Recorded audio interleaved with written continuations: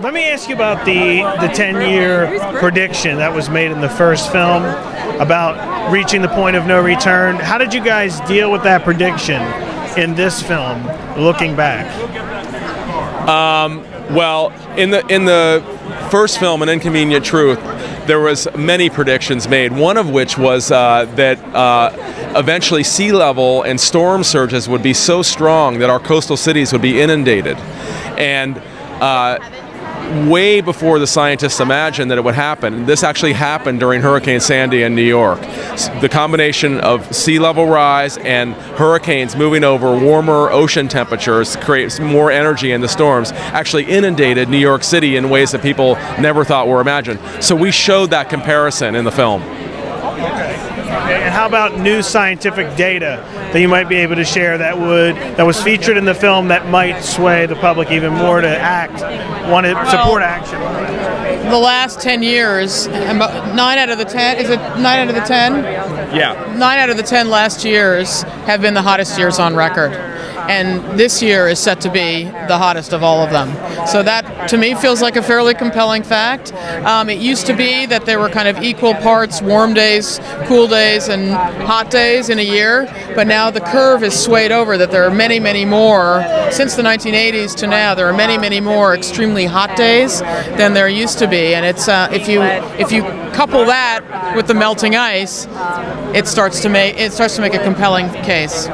So first I wanted to ask you about the 10-year prediction that was made in the first film about reaching the point of no return. Now that you do the new film, do you guys address that prediction specifically and amend it at all in the new film?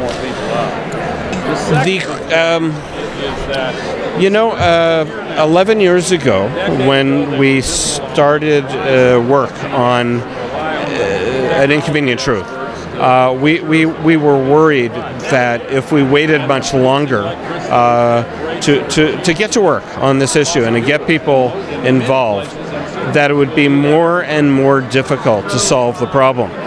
We felt that storms would get worse, droughts would get worse, there'd be heat waves and deaths and displacement of people who couldn't live where they lived or farm where they farmed. And it's been pretty bad. Now, the 10-year ago prediction wasn't that it would be the end of the world. It would just be, it's going to be a lot harder 10 years from now if we don't get started. So here's the good news. We actually have solutions now that we didn't have 10 years ago. We have solar panels and wind that are less than the price of coal, which has always been sort of the lowest energy cost. We have batteries that are about to hit the next generation. We have electric cars that are a lot of fun to drive and are taking off.